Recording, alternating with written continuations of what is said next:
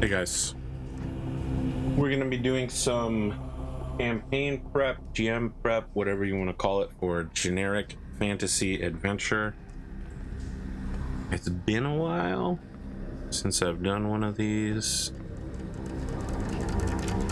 I have my first time using this tablet.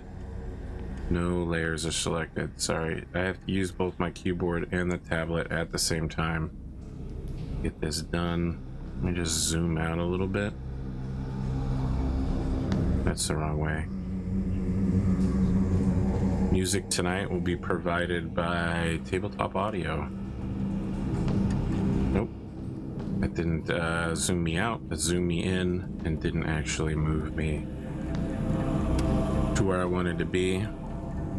I'll be doing some dopey stuff today. Again, I've never used this tablet, but I figured it would be real nice. Okay, so my tablet is reversed. You just Control Z that out here. I'm also on Discord if you want to jump in and talk live. If you're cool. If you're not cool, I'll just boot you and ban you.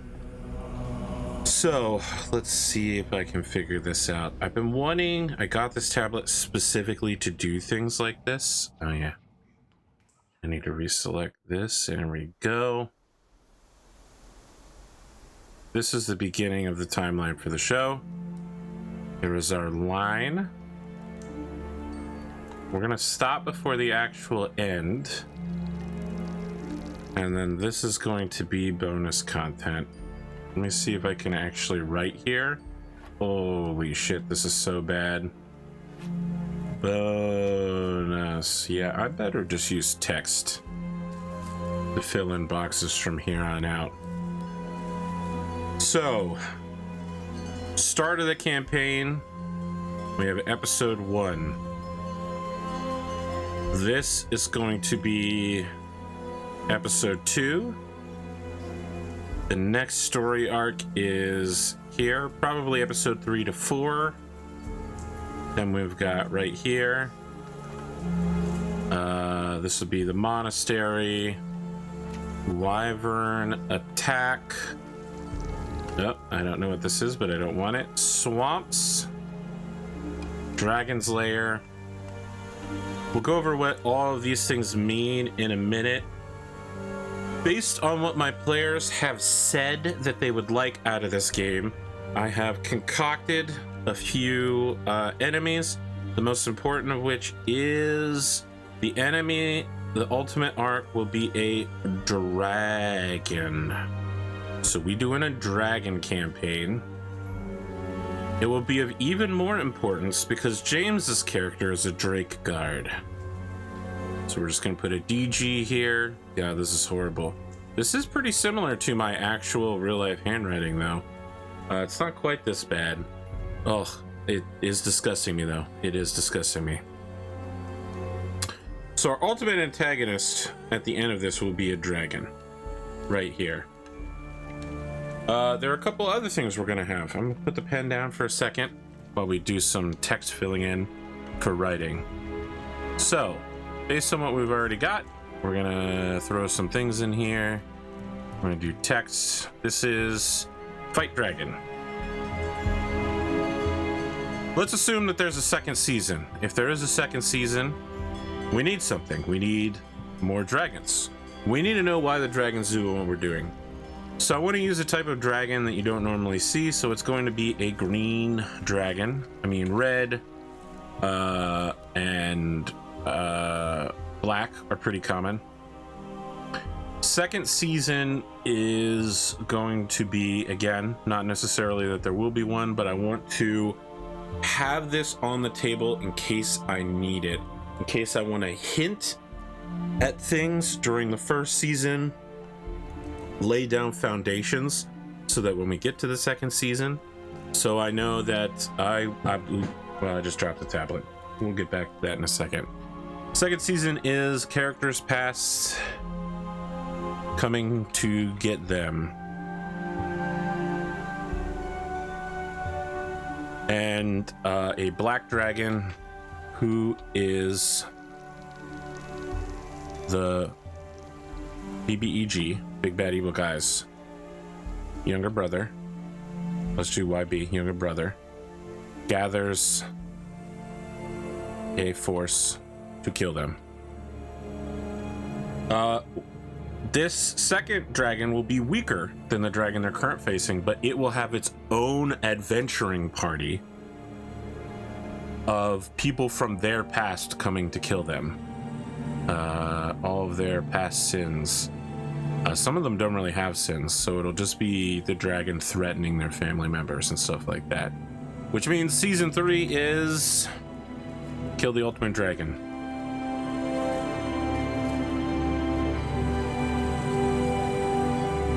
Again, I don't even know if we're going to make it to the end of a first season, but having this kind of outline of who the ultimate bad guys are means that you have some idea of where your current bad guy is, what your current plans are, and where the campaign could ultimately head to. So filling things in, we have a couple of things we need to do here. First, this is episode 1 start. And what we need to do with this is plan the character's entry. I've done a little bit of this so far. We need a way to make all of the players headed in roughly the same direction. This is episode 1 end. This location I'm at right here. Episode 1... Oh, geez, I don't know what's going on here. I'm not a Photoshop master, guys, so... Episode 1 end. You need to have several things here. Party has to be together, headed in the same direction, and with a purpose. So, what's going to happen? It's time to go back to the pen for a little while. Just make sure it is in drawing mode. It's on the text layer. We need my man Connor Hughes here to teach me how to do all of this. Just do an infinity symbol. That way I know I'm at the right place. Good. We are going to kick the campaign off with bandits. The bandits will come from, you know, let's not do text like this. It will be like several small villages around a crossroad. Let's say 3. That way each of the players can come from a different village, and Lauren's character seems like she just kind of follows heroes around. And there will be a road that leads out of the village going east. So the whole campaign will be about continuing to travel east. That gives us a very specific cardinal direction. While not moving in a direct straight line, it is in fact overall moving linearly to some location, which the players will appreciate, not having to meander in a circle. They have a direction that they're going. Games like Solasta do this very well. You're always moving in a specific direction on the campaign map, normally west. So the bandits are going to attack these villages. Actually, let's say the bandits have already attacked these villages. We're in like a Magnificent Seven Samurai situation.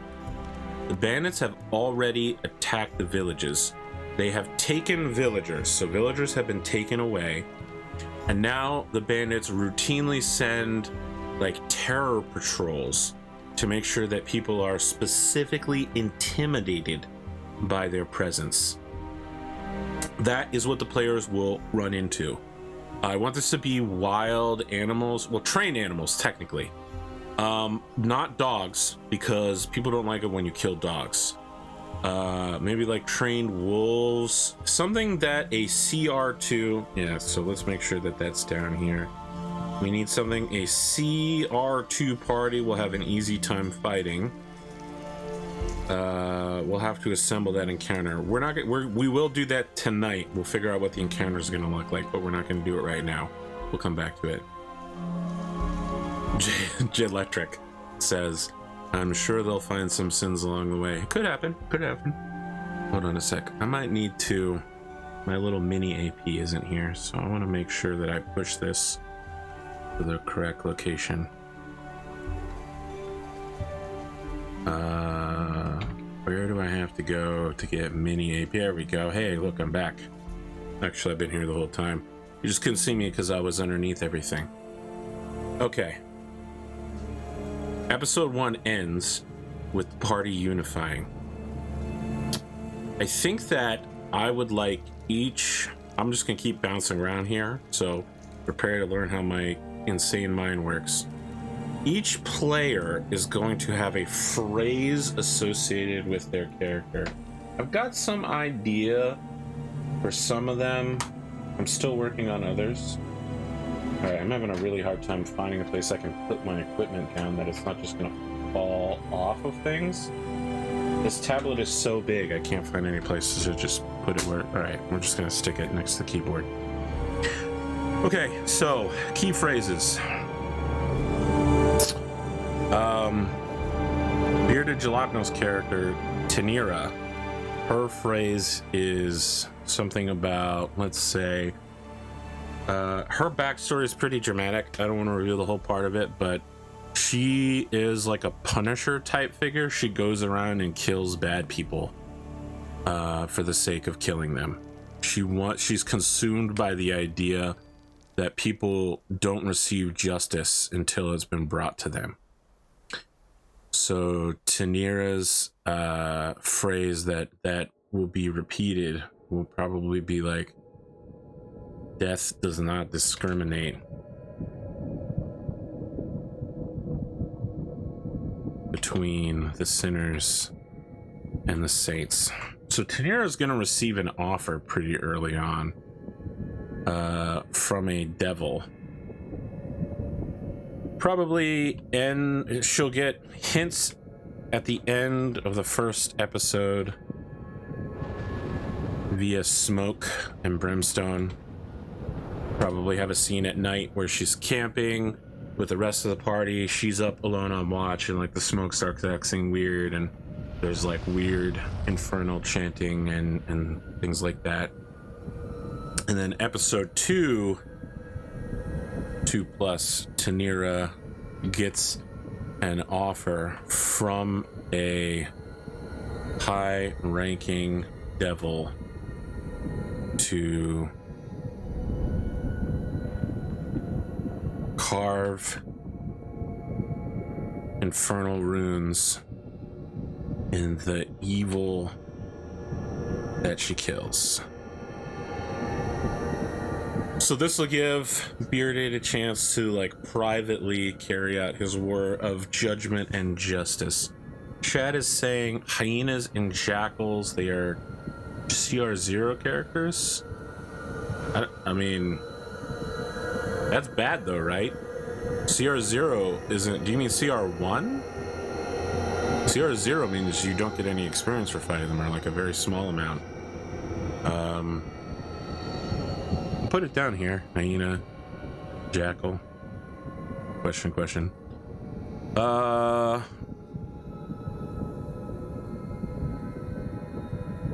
phrase for James. So James' character is named... where are we here? It's like Kithrix, right? Tanira, I spelled that wrong. Drake Warden. Alright, I gotta go to Discord to get the correct names. I should just copy it over as well. It is Kithrix. Ooh, that did not format well. I'm not out of order for here though. Okay, so Kithrix as a phrase. Kithrix is a halfling ranger who's going to go cleric of nature, I think, for a level. That means and then she'll be a Drake Warden, so she'll be able to have a specific Drake that she summons, a dragon. So a lot of the campaign is based around dragons. Kithrix needs to take care of her dragon. The dragon is going to be a MacGuffin is basically a phoenix-like unkillable dragon which is constantly reborn every time it dies, to represent the fact that, you know, mechanically Kitheriks can just resummon it. So for Kitheriks, their storyline is not so much, maybe they don't have specific words, but their storyline is teaching the dragon good morals, giving it a good foundation, giving good foundational advice to dragon. So their dragon, they won't even be able to talk to it for a while, but the dragon may be able to understand them to some extent. Oh, panthers, man, panther, that's a good one. Panther. Let's just get a little weird. The dragon will absorb the knowledge and magical power. So dragons are going to be like mystical beings. The green dragon that they fight at the end is being sent from the ultimate dragon that we see here. So ultimate dragon sends its children out in a dread brood. Dread brood starts establishing itself. This green dragon is going to be like a waifu character, but like an evil poisonous waifu. She sets up in a swamp nearby where the players are and has been converting it into a lair. She gets discovered a little early, so she kicks off her reign of terror before the rest of the dread brood, and she is spreading out to corrupt the local area. Isn't completed, so you know the players have a chance to fight back and eliminate her. In the process, they learn of the greater dread brood, and that opens up for future seasonal content. And also makes it so it doesn't seem like they're the only heroes in the world. It also makes it so they don't think that they could probably solve the overall problem of the dread brood by themselves. It's way too big for any one, even one army to solve. So this green dragon will, it is forming its own children. It has gathered up drakes and wyverns nearby to become its allies, basically like magically dominating them or just leading them. It's become their master, which it'll send against the players and has sent against other regions nearby to either like plague them by removing their food sources, making it difficult for them to live, or just outrightly die. And it is eating piles of gold so that it can create eggs, and then the eggs are being bathed in the blood of mortals to hatch them. So when the players get there, their timer to stop the dread brood, this specific green dragon, is that they can't let it get more innocent blood to hatch the brood, because even weak low-level dragons can make a pretty big difference, and in 10 to 15 years having another 100 dragons will be something like a minor apocalypse for this region. They'll basically just be done, not even accounting for the fact that an adult green dragon or whatever is going to be a serious problem. So on the other hand, something we should note is that the final boss will be something like CR7, deadly fight. So we'll need a green dragon of roughly that magnitude. I don't know if an adult dragon, you know, we'll have to look up stats. We'll do that in a little while. If it's too strong, we might have to give it some weaknesses. If that's too weak, we might have to give it some magic items, or like a set of followers who will intervene in the fight on its behalf. You know, like Dragon Guard or something. I don't know the words yet for Lauren's character, Gwyn, or Gwynny. Still working on that. She's like a upbeat, curious elf bard. Her parents don't live in this nation. Her parents live back in the elven kingdoms and use a diviner to predict where she's going to go to next, and then send packages out so that she gets like letters. So, you know, they send packages to like 5 cities. She goes to one of the cities and gets it. I want to play up that the elves are magical, they're high magical, they're not perfect, but they are personable. Who's our last character? Godric Deep. I don't want to call him Deep Bottom without getting his name right. Godric Deep Bottom, that actually was right. I was totally correct. Godric Deep Bottom. What can I say about this guy? His problem is that you are a guest, not family. And that's going to be repeated a lot. So he's going to spend some time with dwarves. He, of course, killed another dwarf.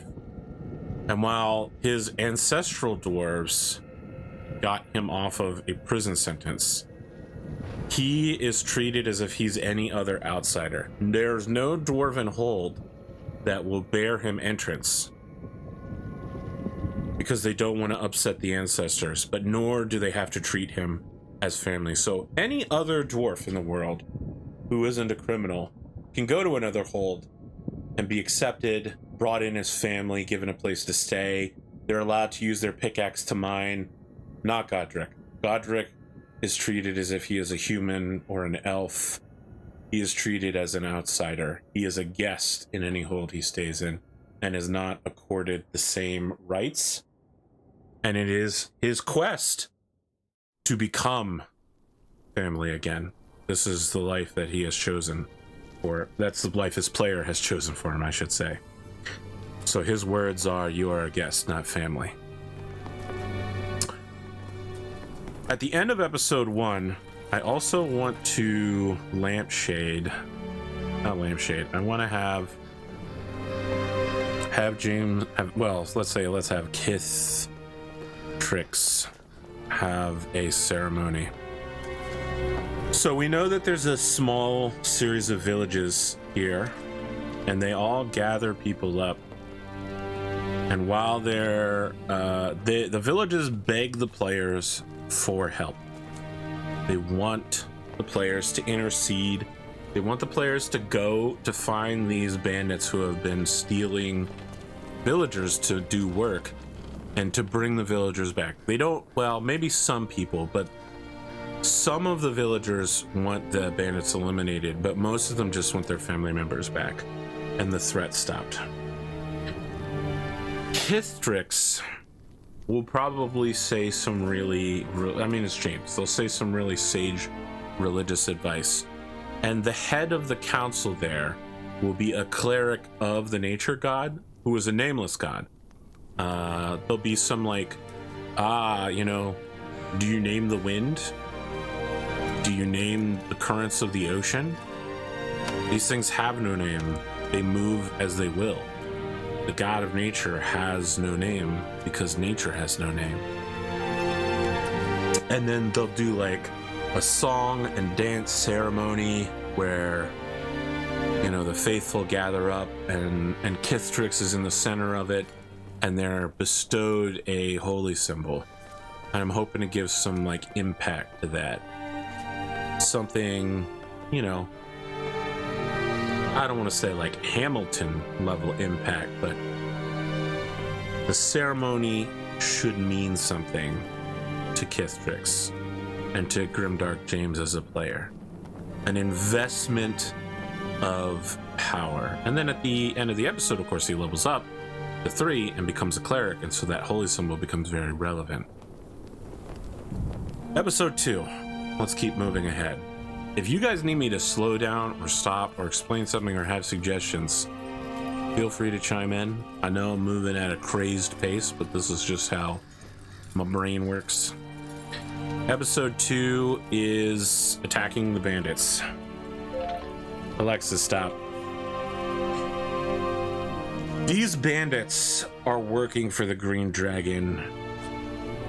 They need gold, and they are mining materials in the wastelands out here, and they need people to do the work for them. They're lazy bandits, you know what I mean?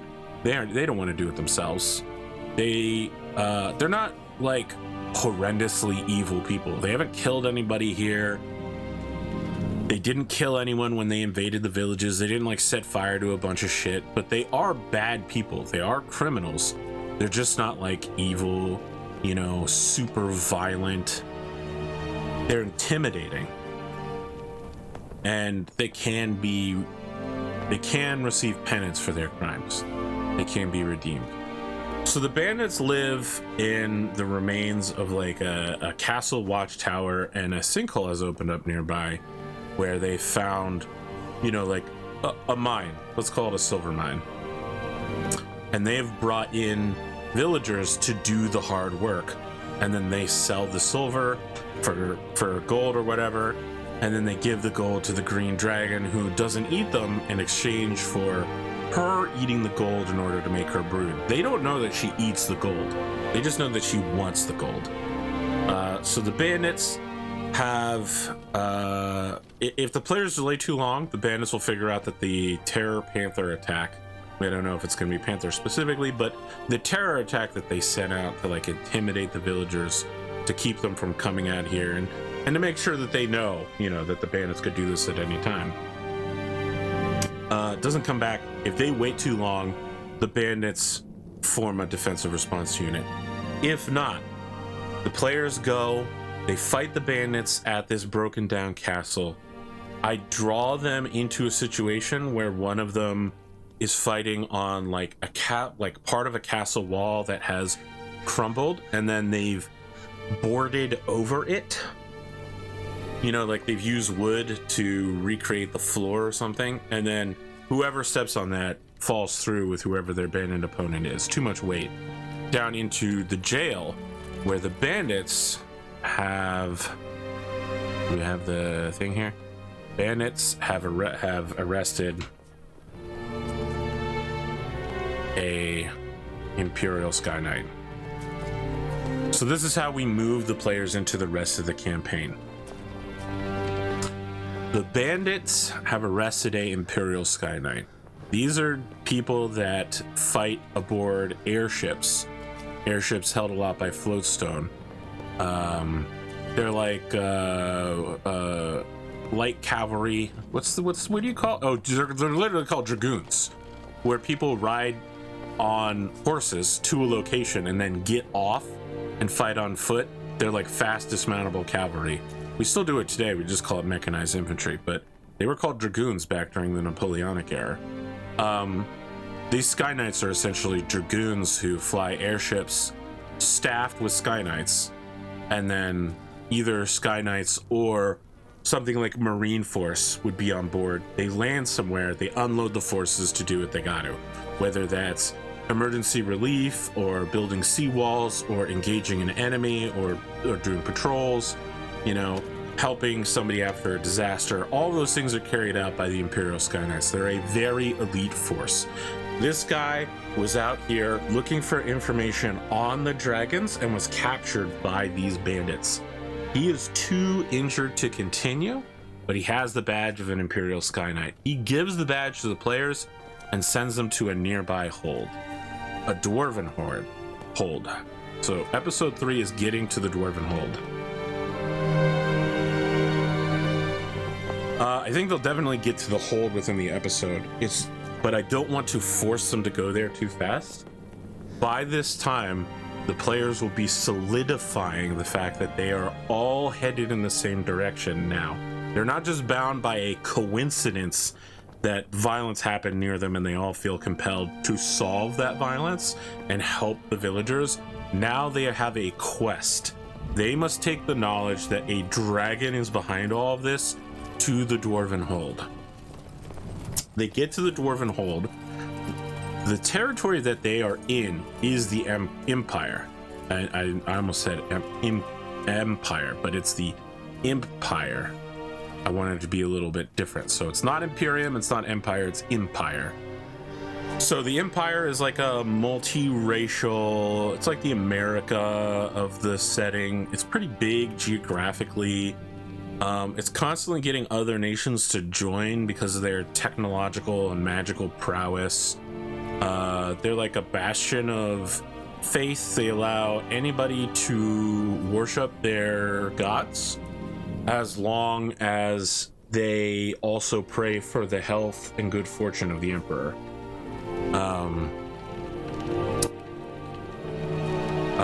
They're like a big multiracial coordination, and they have like a senate, so you know, I wouldn't say they're a democracy, but they're definitely a republic empire sort of deal. Trying to keep them on the good guys side.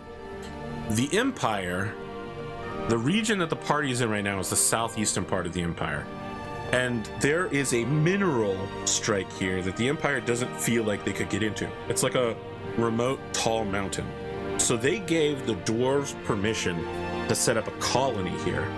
So the dwarves are set up nearby, and they have burrowed deep into the mountain in a pillar, and you can ride a elevator, like a steam elevator, to the top. And at the top of the hole, at the top of the mountain, is the Imperial Sky Knights like resupply base, essentially. So at the end of the episode, assuming that the players have gotten there, they get the retreat of the Sky Knights. The Sky Knights are out on maneuvers here when they have heard rumors of dragons or some such. They send out some of their members to find out more, including the dying but not dead guy that they have to send back to the village, who physically is not well enough to make it here, and has sent them with his badge. They will watch as the dozen Sky Knight ships, airships that were sent out here, less than half of them return, and most of them are smoking, on fire, and listing into port. All of them except one will be totally useless. They will require weeks to months of repair. Their crews are half dead and in need of like serious wounding. So now the players are dragooned into the dragoons. Players dragooned into dragoons. This is episode... Ooh, what was that? That offset there. This is what, episode 5? I should probably make sure these other... So attacking the bandits is episode 2. Dwarven Hold is episode 3.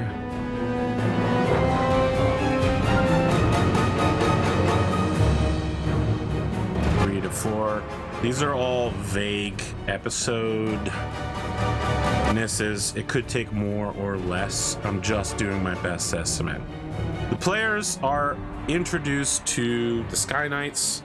They are tasked to join the only surviving ship, which is now... Okay, music is getting loud. Let's just move to another. This is literally called Dragon Rider, this song. Hilarious. The players are introduced to the last surviving ship. They won't know it at the time, and I don't think anyone has a background in military or sailor, so I'd make them make a roll. It's going to be a cargo ship, essentially, that they rip the weapons off of the less well ships and like hastily turn the cargo ship into the only surviving patrol boat here. And its crew set out on a grim mission to kill the dragon. And they invite the players to join them, you know, for a reward, but also for justice and judgment. Get the players to go along with getting to the dragon. The airships will take them to the only known point further east of here that they can think of, which is the Monastery of the Disorder. So these are going to be Bruce Lee style monks. We're going to call this episode 6.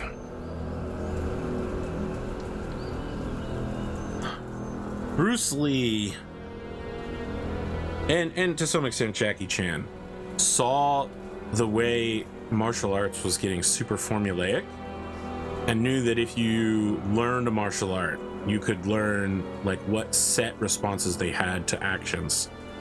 And if you knew someone knew a specific martial art, you could theoretically throw out bait attacks, wait for them to respond to it perfectly, and then you counter respond to it and kick their ass. So he started learning lots of martial arts and putting them together into his own martial art, not to be reactionary, but to learn the best possible moves.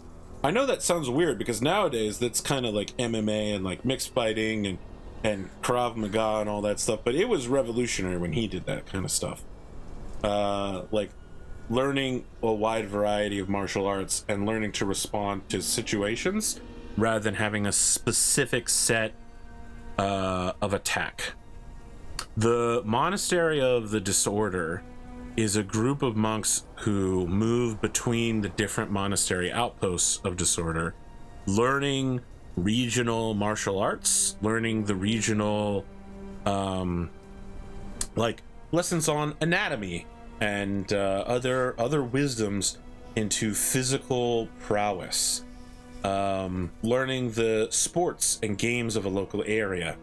One of our players is headed to this monastery, and it's Gwyn, by the way. Gwyn is headed here to gain the knowledge of it, and also because there will be, let me write this down, there will be a College of Lore bard. By this time, she'll be high enough level that she'll be inducted in the library into the College of Lore, and she'll have to make a choice as to whether she will be a regular contributor to the College of Lore or whether she's more free-spirited, because the College of Lore is like, hey, you know, show up regularly, attend meetings at like libraries and parlors and smart fancy people places, and submit papers, learn songs, write your own songs.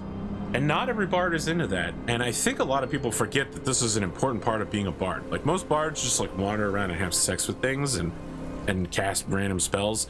That's not how bards are written in D&D. Bards have very specific methodologies of gaining knowledge and reporting it back to the greater bardic world. Almost all bard colleges have a lot written about them, and I want to make sure that comes across.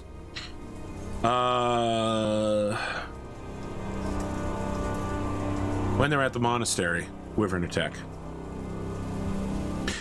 Huge attack at the monastery, attacks them. Wyverns come. It's really obvious now that the dragon knows where the players are, knows where the Sky Knights are, and is trying to counter them.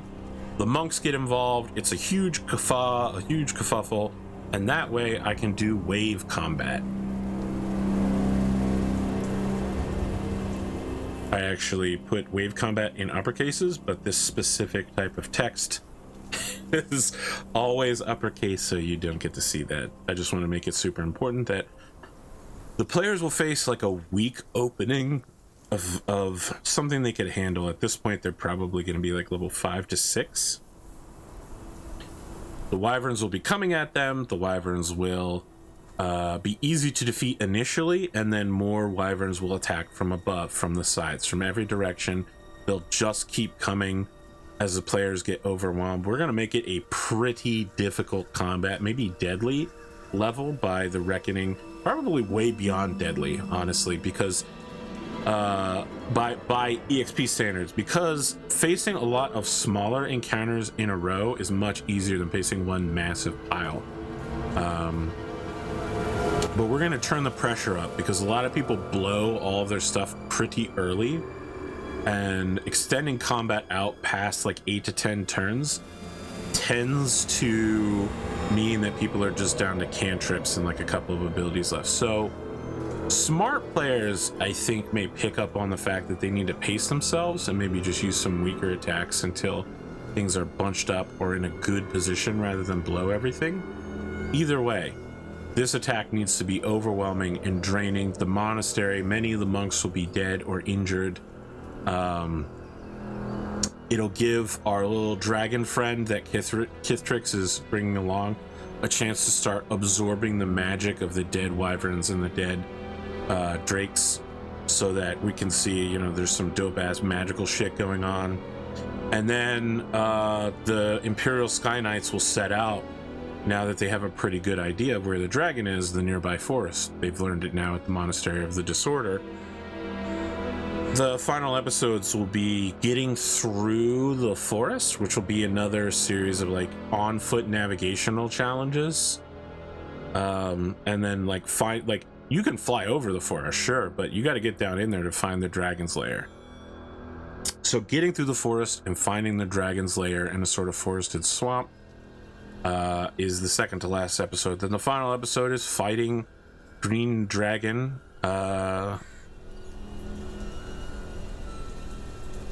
Sorry, I'm coughing because I've pretty much been making videos for like the past 4 hours, talking nonstop. I should probably take a drink in a second, and that'll be it. That'll be the final episode. Is they fight the Green Dragon in her lair, surrounded by her brood, which is starting to wake up. The eggs will be pulsing. They'll be covered in mortal blood. There'll be a very obvious area where gold has been eaten.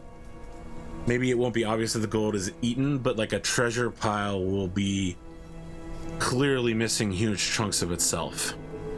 And then it'll slowly be revealed, you know, whether through checks or something, or at the end of it all, the player's friendly dragon will just indicate that, yeah, she eat the gold, she makes eggs, she covers eggs in blood. That's not how all dragons work, but that's how she specifically works. I have now told you the storyline of the whole campaign. Any questions, comments, or concerns?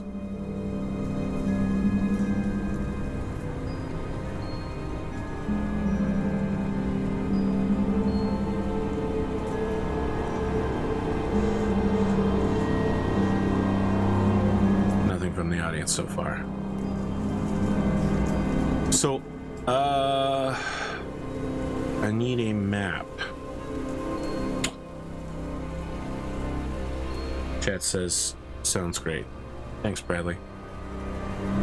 Things that I need right now for the first episode. Oh, let's see here. I mean, there'll be plenty of evil to find along the way, right? You make a good point. That is an excellent point. I may need more bad people for our Judge Dredd character. She can't just be marking down dragons. Let's see here. More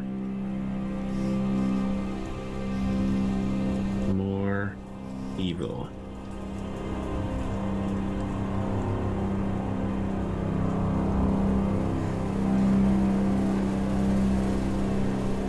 Put JD for Judge Dredd. Great point. Thank you so much for making it.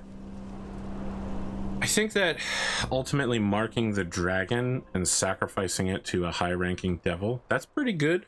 But you're right, there should be some opportunities along the way to knock other evil people down into hell. I don't know. I'll have to think about that.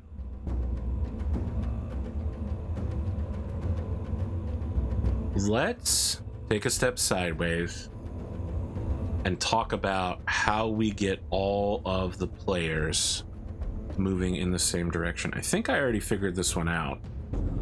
I may need to check my lore with them. So Tanira is out here looking for evil.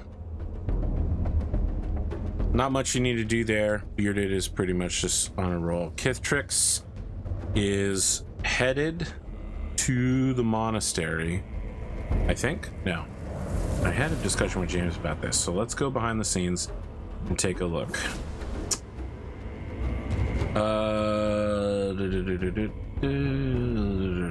The Drake, whatever.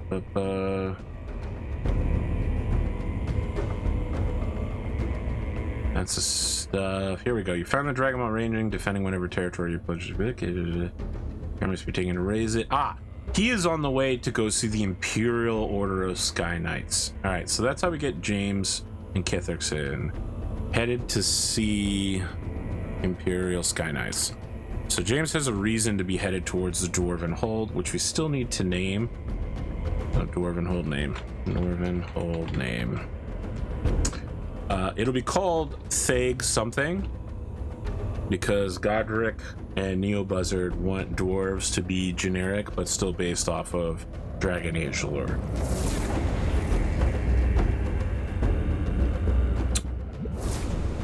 Let's talk about some of our other characters. How do we get them moving?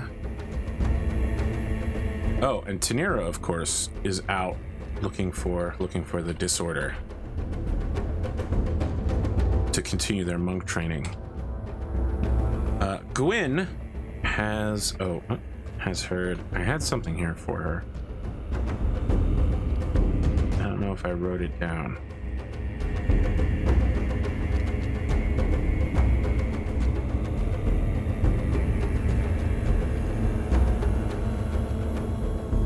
We're gonna make sure Gwyn is headed towards the library, though.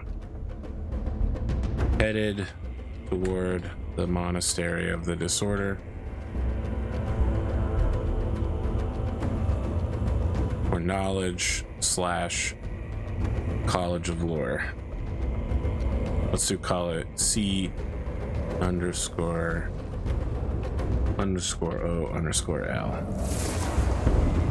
_L. That leaves us with Godric, who is, I've already discussed this with him for sure. He is headed to the Thag to turn in goblin earrings for cash. So he's a mercenary. He works for money. He does jobs in different dwarven holds to basically like travel between them. He has a job to head from one hold to this particular hold and kill enemies of the dwarves along the way. It's tough, crappy, dirty work. Anyone who's seen Goblin Slayer, which I haven't, but anyone who has knows killing goblins is, necessary for the local ecology. And we're not going to have a world where like all goblins are bad, but in this area, these specific goblins are a menace. They're a problem. They're a criminal organization, and they need somebody to kill them and deliver punishment upon them. And Godric is the guy that they send to do it. His job is to move from one hold right now to the hold that we have yet to name, Thag something, and turn them in. And so he gets drawn up in all the other players' drama and pulled along with them as they go to various locations. So now we have the recipe not just for part of episode 1, but for the whole campaign of season 1 beginning to end. I think we've got a pretty good outline here. Let's start on the specifics for episode 1. This will require some mathematics.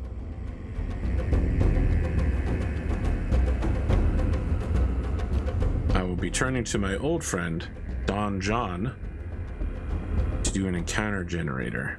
Figure out specifically what I'm looking for. Maybe not the encounter generator. What I need is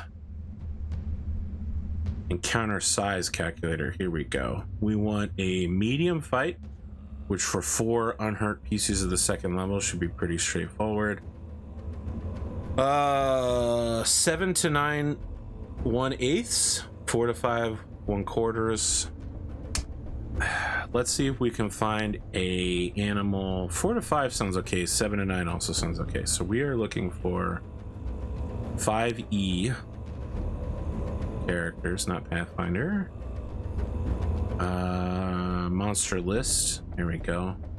For those at home, I'm using donjon.bin.sh. Don John, which is a great website for game masters. Let's do 1/8 and 1/4 and see what we can get in terms of beasts. Bloodhawk. No. We want something. Was Panther here? Wolf is here. Panther's also here. So we can get a little adventure here with 4 Panthers. 1 for each of the players. Bad Panthers. So we want kind of a rolling forest land episode 1.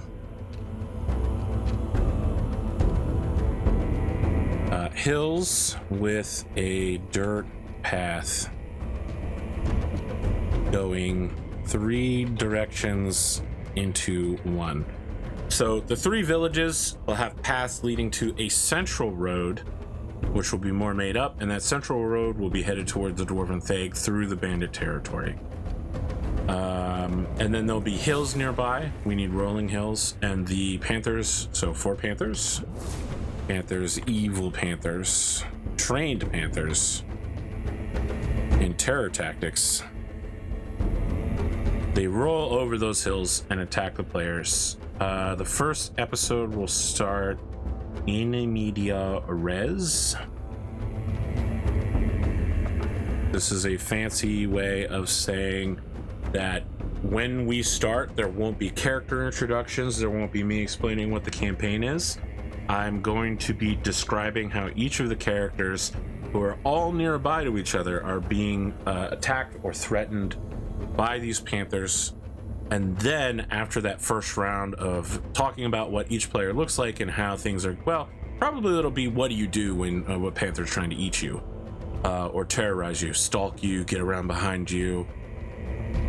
Once we've got that, we'll do initiative, and then through initiative I'll have everyone describe what their character looks like. We'll show the artwork on the screen so that people know what each character looks like, and as we continue through that, the fight will end, and we'll do an introduction where we say, hey, welcome to Generic Fantasy Adventure. Here we talk about everybody, and then we'll come back at the end of that into the players meeting each other for the first time. They'll talk about what they want to do, so we'll do introductions, in and out of character. Well, so we'll say out and then in character.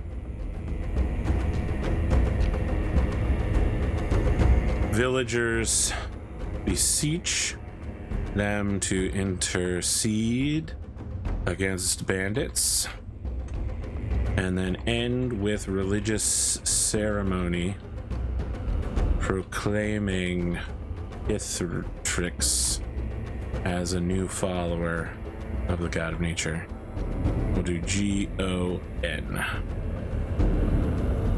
So since the show's only 3 hours, I think it'll be tight to fit that all in. We may need to get flexible on time in either direction. You never really know with this kind of thing. We don't want the Panthers to be too strong, and I want at least one opponent, especially in fights where there's a bunch of the same enemies, I want at least one opponent to act differently. So probably there'll be like a albino panther who's like in charge. It's better trained. Maybe it'll just have like an extra +1 and like a little bit of extra health. Albino panther in charge. It will go on a different initiative of the other panthers. If panthers don't already have something like pack tactics, maybe the albino panther does have it. I want to make sure that there's always something in each battle, which make it seem less like a cookie cutter encounter and more like something to be solved, a combat challenge, instead of just something you throw dice at. So we'll have the like marked, maybe it'll be like tattooed, or maybe, well, I don't know that you can tattoo a furry animal, but maybe there'll be like a brand on it, or more likely there'll be like a symbol on its forehead where like the albino part has been dusted with the symbol of the bandit gang. So that still leaves us with a couple of problems we have to solve. We need names for the villages.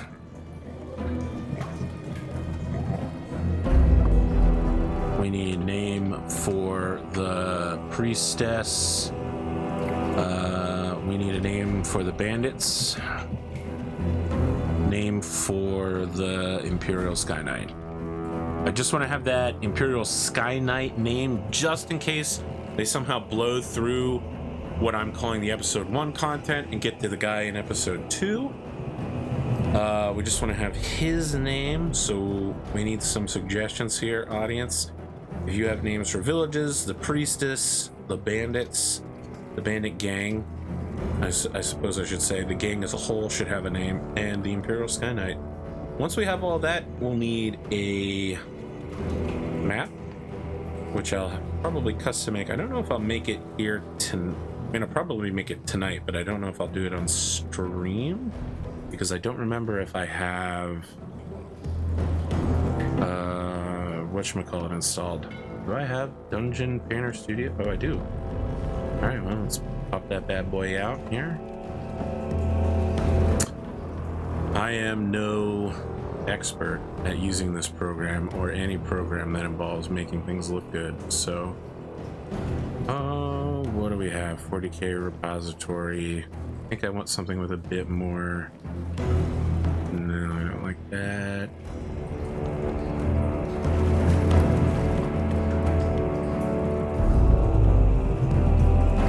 Is there nothing in that folder?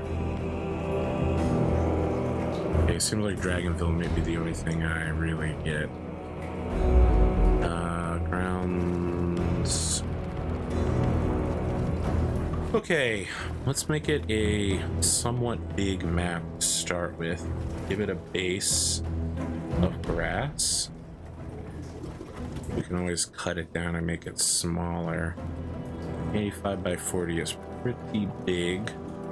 We're gonna want several paths cutting through it and several ways to indicate hills. So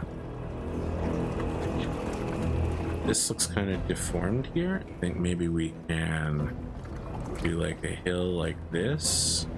It's not a very good visual indicator. Let's do it like, yeah, okay, so we can just maybe make like rings of hills. Two smaller hills. And then we've got a good, let's do more than 4 so that they aren't really sure which direction the Panthers are coming from. And then another ring to indicate a higher level of hill. And like this one gets it, but not the other one. Another ring.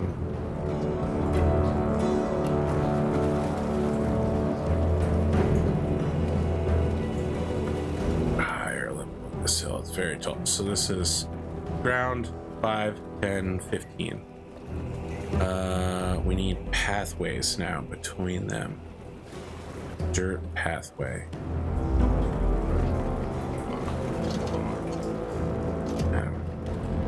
Is there like a paths thing? Stone, wood, natural. Oh, here we go. This is the stuff right here. This is the good stuff right here. I so say. See about clay. I don't know if I specifically want this path to be made out of clay, but clay is a good start. And then this is the less main road. This is just something. It's like the main road is a little bit wider than normal. And these paths are cutting between the hills. So now we've got 3 paths from 3 hills, 3 villages, headed towards the main road. 2 by 2, and there we go. So Panthers will be positioned hidden behind these hills. At the start of the combat, I'll place the players randomly as I want in this central area, and the Panthers we'll make it like at evening or at night. The Panthers will dash in at the start of the combat. They'll make their attacks, then they will retreat because they're terrorizing. They're going to retreat and try to hide behind the hills and then charge back out and attack again. That way, it's not really the super standard combat. It's going to be terror attacks. It's going to be attempts at stealth. I'm hoping it'll put off the players a little bit, but additionally, it will make it easier for the players. With the enemies doing lots of very technical things, it makes it harder for the players to just outrightly get killed. Which is bad. We don't want anyone to get outrightly killed. We want them to be weirded out. We want them to be threatened, and we want them to be interested in what's going on. Panthers that act like this are not normal. So when the explanation comes, they'll go, ah, interesting. That's why they were acting like this. Are there any suggestions? I'm probably going to put some trees out here as well. Any suggestions from the audience about this? Trees, trees, trees. That's what I'm looking for, is trees. Yeah, roof, man, no. There's some trees. Or just plants in general. Anything to sort of spice this map up. It's pretty bare. Take a look here. Just sad. No, this is what I'm looking for. I am not super into using this program because it just hasn't really been doing it for me. How about Grim and Inky?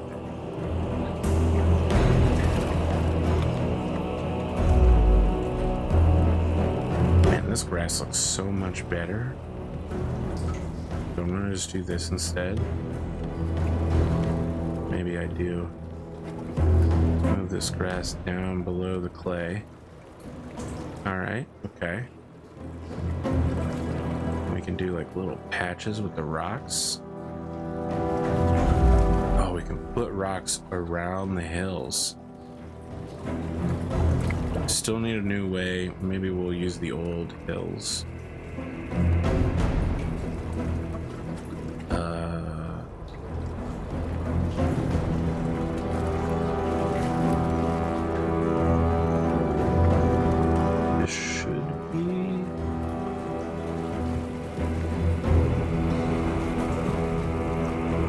Okay, I think that looks all right.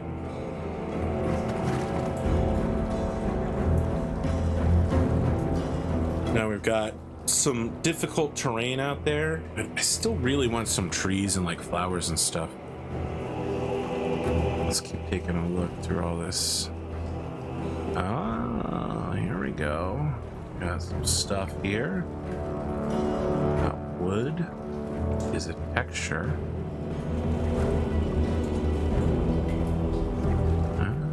We're starting to make some progress in making this look a little less bad. I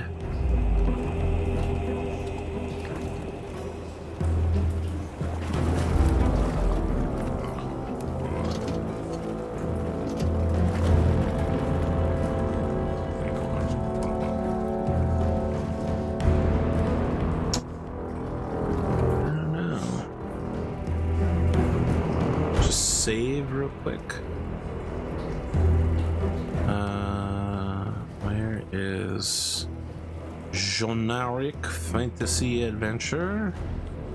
I'm gonna save this as episode 1 Panther map.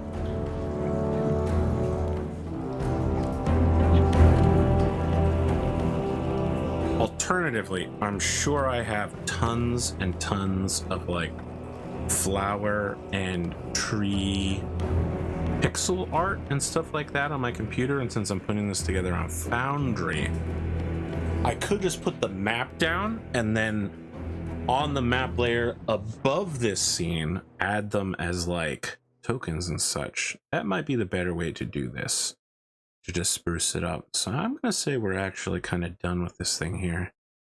Wait, here we go. Objects. Ah, ho ho. Maybe not. Maybe we're not done. Outdoors. Perfect. No trees though. We got some more stones. Doesn't look like a lot of stones. So it's a lot smaller than I thought. Maybe let's do this. No, it's still just doing them in packs of 1. That's not the best. We got stumps. Sure, we can throw a couple stumps down here to indicate people keeping the area clean. Then we put trees next to that, and oh look, here's trees by itself. Okay, let's do like a big tree here, and then like 2 similar trees nearby, and that way we know people have trees along here to mark the path. And we've got some like new grows together over here from where they were cut down before. Maybe like some big fir trees further along the way. We're starting to get a better look. I would love some flowers, flower beds, just to give me a finality here. Maybe there needs to be a torch stand here at the place where the three villages come together. A series of torches that aren't currently on, but could be, you put a torch in and light them. I like that.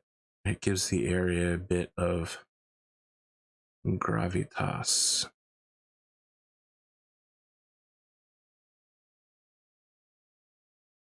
Yeah, I'm not looking for lakes and rivers. Oh ho, bushes and flowers. There we go. Yeah, brother. Got a ringside seat to their own destruction.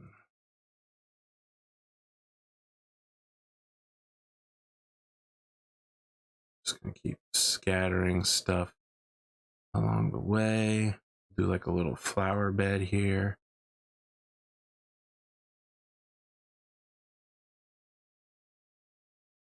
I'll do like a couple of different ones in there. Just switch it up.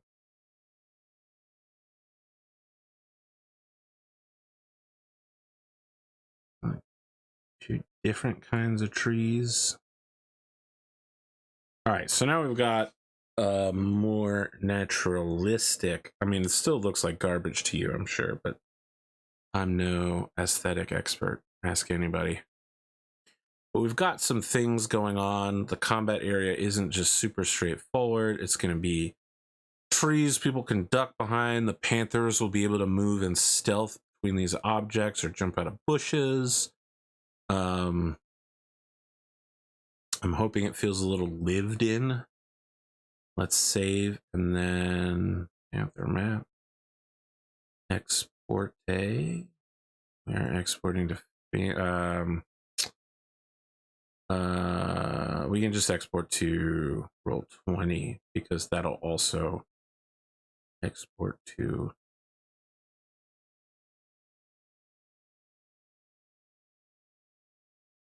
Foundry.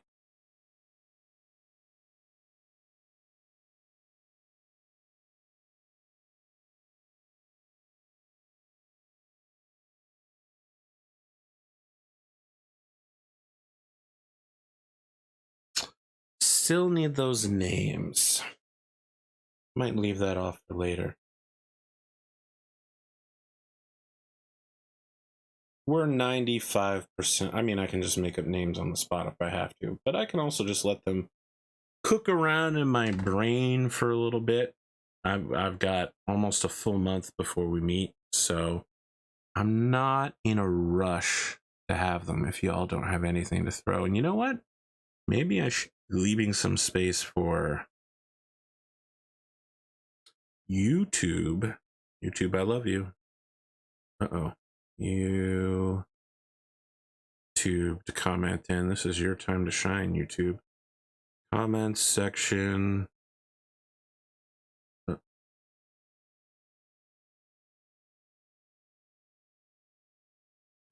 So awful at this.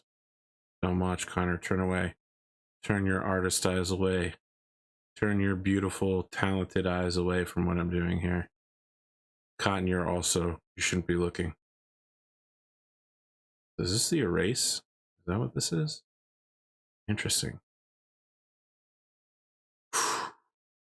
Spiraling into chaos. Audience, just want to give you a minute to ask questions. This looks like a mess, but this is also how I organize my notes. It makes sense to me. Thanks for the Panther suggestion, Soundwave. I don't know if you're still here, but that was a good one. Oh, we also need the whole name of the Theg. We need the Theg name so that we can pass it off to the players who are headed in that direction. Theg name. Probably it has two names. Theg something in Dwarvish, and then it's called hold something else in common. Hold X question. I'm gonna be honest, that was probably the best drawing I've done so far, was hold X.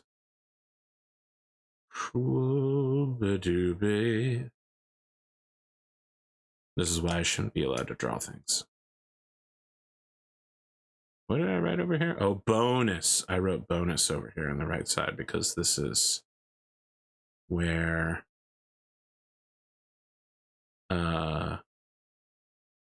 future seasons, if we have them, it's where their content comes from. Well, it doesn't seem to be. Oh, here we go. Now I got it erasing. Yeah.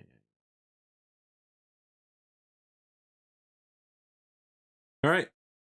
I'm gonna call it, Ben. Let me save this.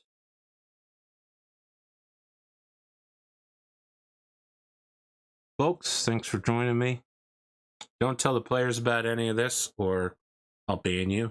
You know, it would be a really, really big dick move. You know, you get a little privilege and responsibility of getting to see behind the scenes how I put it all together. This is our line as we move east towards defeating the Green Dragon, who ultimately we'll need to name.